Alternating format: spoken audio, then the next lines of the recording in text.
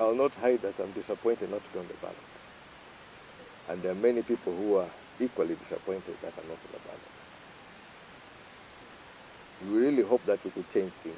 We could change the way politics is done.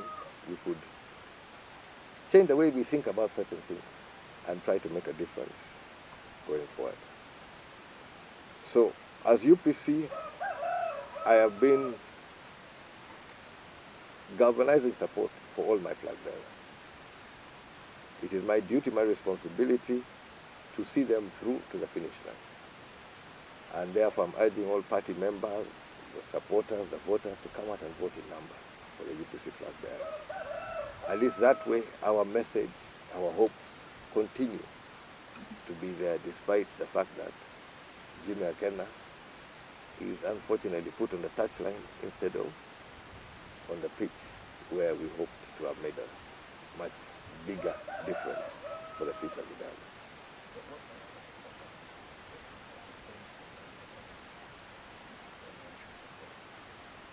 Uganda. Our manifesto is broad, but our manifesto touches on matters which are enduring. I've mentioned the issue of the cattle. We have a housing program which is targeting especially civil servants, teachers, nurses, doctors, policemen, prisons, to be able to own instead of living in some of these dilapidated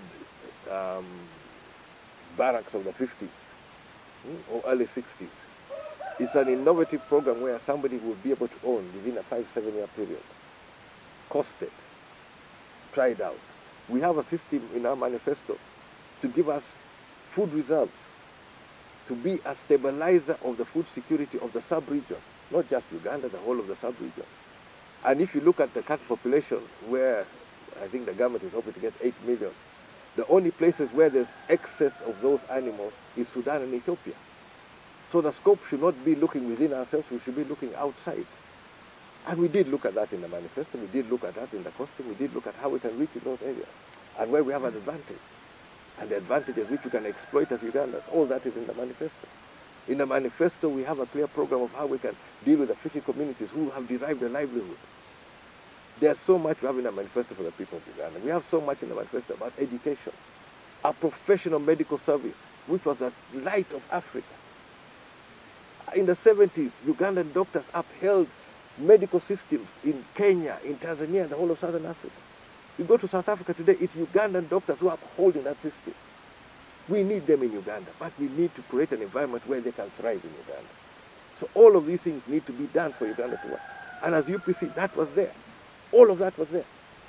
It was not about issue of position or the like, it was an issue of what can we do to improve the livelihoods of the citizens of Uganda. So I am horribly disappointed that I didn't have a chance to present that to the people of Uganda. It hurts. And I think we've been cheated. And it is a debate which should be there. As a country, after an election, we should all be benefiting. The ideas which should have gone through should be able to add value to what the conversation is. We should be having hope for the future. We should not have a detrimental effect that, oh, election is coming. We should be hopeful that all of this would have brought us together, brought us to be going forward.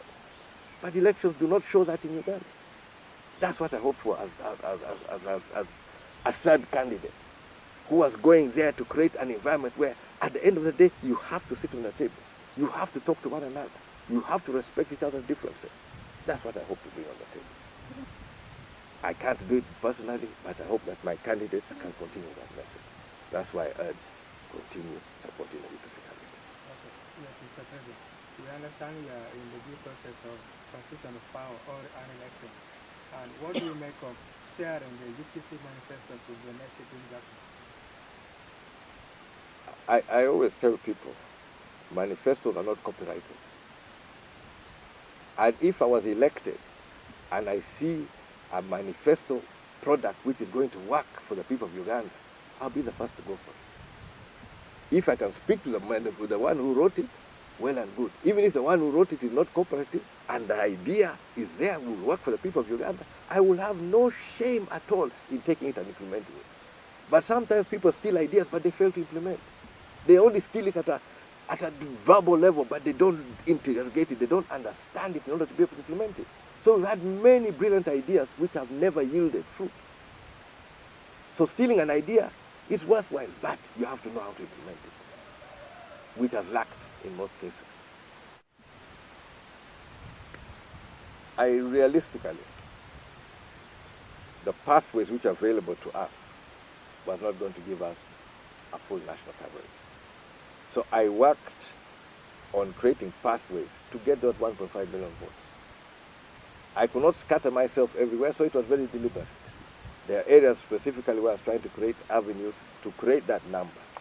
But that does not mean that the outlook of UPC is not national. The outlook is national, programs are national. But how do you get on the table? My access to the table, of course, involved, I have a base. My base is well known. Now, you expand on that base to get to those numbers. When nobody can get the first round, you now have to come to a sitting point, an understanding point. And that point is where the agenda was the most important aspect. Because it was not about position or whatever. At that point was going to be to get my cooperation. My agenda is here, minimum agenda. So I was going to be in a position to punch above my weight. But realistically, that was the pathway which was available. And when it was discovered that I could achieve that pathway, that is why all hell broke loose. That's why I've gone through all of this, whatever, because that pathway was possible. The mathematics was there. Mr. President, how... By stealing. You don't win by stealing. You are declared winner, but you are a thief. And if you are a thief, what are you doing? What are you doing in governance? We are supposed to be there to serve the interests of the people. Now somebody wants to steal, to do what? When you steal, you're going to be a better servant? No. You're going to be worse. And if it comes to a point where you're openly saying that I'm ready to steal, you should not be in this game of politics. Politics should be about ideas, about development. What are you bringing to the table? This kind of politics has really, or this attitude where somebody thinks that I must be there irrespective of the will of the people. I am totally opposed to it. I find this is, it defeats all purpose. But I don't sleep on that one. I've always said, I know when it comes to an election, I go with the attitude that they are preparing to steal. So from the word go, I am preparing to defend at every level, every stage. You don't trust any information. And you cross-check those who are cross-checking and cross-check those who are cross-checking. So you're going to put layers and layers of protection. At the end of the day, if they just want to declare like that, they are going to ignite things which they don't understand. And there are some very irresponsible players today who just talk or do things without thinking of the implication of what it may mean. And that's when I fear. Because they have no responsibility of their actions, they just act, they just do that, they don't hold responsibility. And that's not the sort of politics or Uganda which I hope for. Let those who are responsible be able to handle responsibility. But with some of these noisemakers, they need to be put in their place. You see, some of the things were anticipated, and also some of it was prepared for. The deep tank, which I've done, and the one which I intend to do, possibly in February, are being done under the Jimmy Akena Foundation, and specifically Akena's Livestock Services Industries. It's a livestock initiative. I recognize that they were trying to cut off certain means. So I prepared some things to be able to continue on some of the areas which I feel are very important. And coming into this, the threat on UPC, the threat on UPC candidates, the threat on the whole party. I also had to make preparations whereby some things can continue Well, we fight on multiple fronts. So I'm not totally unprepared for what tomorrow holds, but wait and see what happens. But that is not something which I'm really going to go into, because I made my point. When I was campaigning, I'm campaigning for all UPC flag bearers, irrespective of what they said or what they did. Because that is my duty, that is what I do. I've always stood by my flag bearers and I've fought for them in whatever circumstance. What they do in their own time, it is them to feel or understand. For me, I'll do what is right. Always.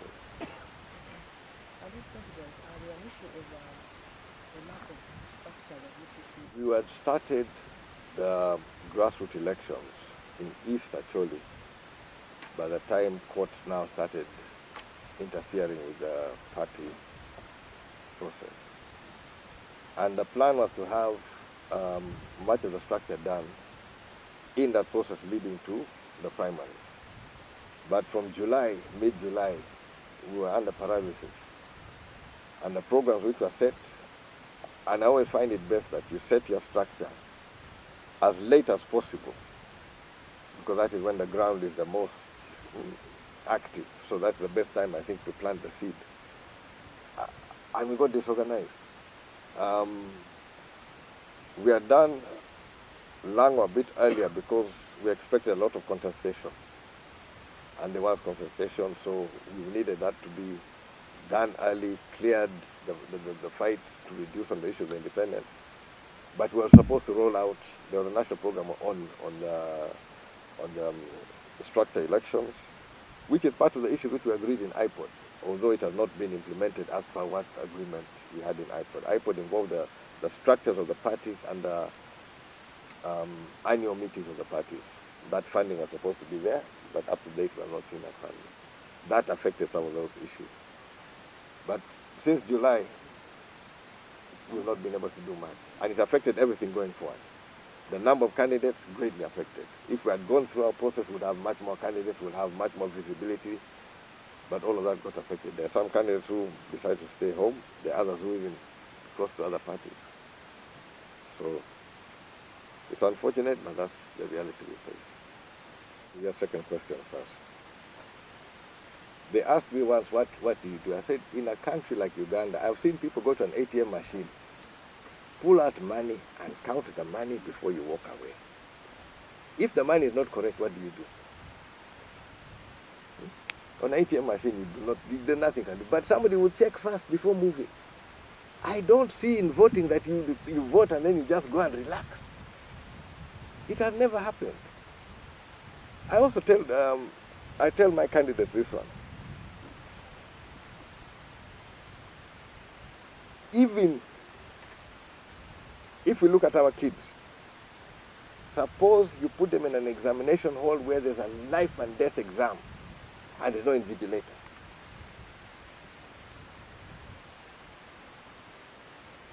Is there not a high risk that somebody will cheat? So when it comes to an election, you go in knowing that your opponent wants to cheat. Wants to cheat. So you don't give any breathing space. There's nothing about definitely that one wants to cheat.